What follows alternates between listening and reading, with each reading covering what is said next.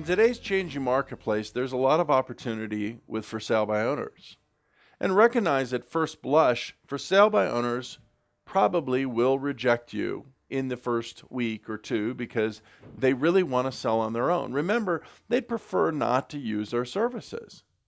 But recognize again, based on NAR statistics, that over 86% of them will actually list and only 14% of them will actually sell. But if we maintain that steady, professional, consistent relationship, offering help and staying in contact for 4, 5, 6 weeks, what will end up happening is you'll usually be able to win an interview and an interview opportunity. So let me give you a couple of ways to increase your odds and a couple of techniques that you can use to improve your success. And the first is really limiting the number of for sale by owners you cultivate.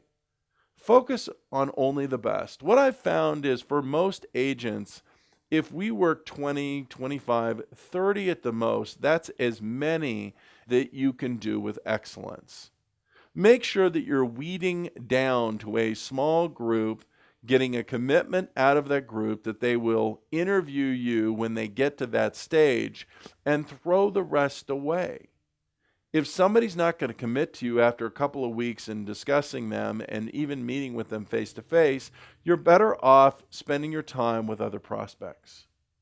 Avoid the prospects also with low motivation or unrealistically high price expectations that they have to get, meaning in their view that they have to get that money that's overpriced because of some position in their life, whether they're over encumbered in terms of their property, whatever it may be. These sellers are usually the most toxic, and too often they'll try to take their frustrations out on you and the frustrations that the market is creating out on you. FSBOs fundamentally turn into a lead follow-up game. You need to personally and regularly contact those for sale by owner leads to discover their motivation and qualifications, to book a face-to-face meeting, to disqualify prospects as necessary, to provide regular service and communication, and then schedule a presentation appointment. Then you need to repeat the service and communication steps several times weekly until the listing is in your hand. To make personal contact, begin by asking the for sale by owner if you can come by and see the property. I still think this is the best strategy overall because it circumvents all the other strategies and you have a face-to-face connection with that seller. You can ask them in a few different ways. You can explain that you want to keep abreast of the regional housing inventory. You can say that you're working with buyers who may be interested. And again, in my view, you have to really be working with a buyer that is interested in that general area or general price point. You don't want to lie to a for sale by owner, and you don't want to lie to anybody for that matter. You can present yourself as a potential investor if that's a part of your real estate strategy, meaning that you invest in property. The final thing would be that when you can, I would suggest that you use the reverse no technique. Let me give you a demonstration of the reverse no. Mr. Seller, your home is located in my core service area. Would you be offended if I came by and took a look at your home? By asking them, would they be offended, you're turning the no into a yes. Their natural reaction is to say no. So when they say no to that question, would you be offended if I came by to look at your home? They're really saying yes. You could also do a simple, straightforward approach. Mr. Seller, your home is located in my core area of sales. Because it is, I'd like to come by and preview your property. Would Thursday or Friday be better for you this week? Recognize that there are a lot of different strategies and tactics to getting in the door, but that's the main objective, is to get face-to-face. If you're working with a prospective buyer, you could say, Mr. Seller, I understand you're selling your home on your own. Let me ask you this. Are you cooperating with real estate agents? What I mean is, if an agent brought you a qualified buyer at an agreeable price to you, would you be willing to pay a commission? All you're doing is hypothetically talking about it. You're opening the door to dialogue. You could say, we're working with a few buyers for your area that we've not been able to place yet. May I come by on Wednesday or Thursday later this week to see your home? When you use that above approach, Understand that you're not interested in reducing your commission. What you're really trying to do is achieve a face-to-face appointment to collect more information on the seller's motivation in order to determine the probability of securing a listing in the future. Or you could operate as an investor. Mr. Seller, your home is located in a solid area for real estate investment. I was wondering if I could come by to see your home as a principal for possible purchase and to see if it's a property that would meet my investment needs.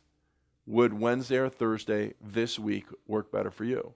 Now realize, using the above approach, the key phrase is investment needs.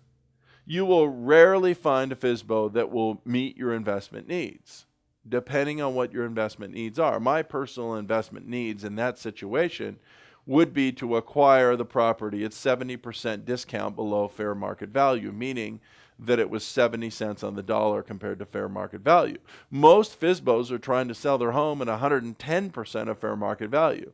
This technique does get you in the door to see the home and talk to them. So recognize that it's an option. As I said earlier, the reverse no, and tying in the reverse no of would you be offended if I came by to take a quick look at your home or some avenue of that is critical. The reverse no technique can be used with any script, and it's been around for a long time, and it's very effective.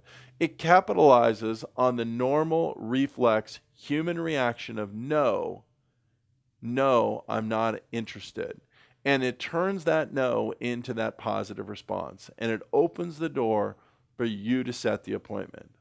Understand that we can survey all kinds of things, and that would be another option. We can survey them on 1 level or 2 level, bedrooms, the good size, the condition of the kitchen, the bathrooms, describing their yard, all kinds of things. Why are they selling at this time? Where they're hoping to move to? What's their time frame? How did they happen to select the area that they're in? How did it determine the initial asking price? What techniques they're using to expose and market their property? All these things are effective questions once you get them connected. But at the end of the day, we got to get face to face. Recognize, my friends, FSBO relationships are built over time, but you can speed up the process by getting face to face. By introducing yourself to the owners the first weekend that they're out in the market as a for sale by owner. Before the masses start calling on Monday, as an example, you create a great connection. You send them tools and education materials over time, free reports and forms. You become an ally. By taking a personal interest in them and their situation, you create a solid connection that in a lot of cases is going to pay off at a very high level. And remember at all times, whether working with a for sale by owner or any other client, your goal is to simply be one of the 2 or 3 or 4 agents that the owner is going to interview when the time comes. You want to get up to bat. You just want an opportunity to compete and make your presentation. That's the real objective of working in any of these sales situations.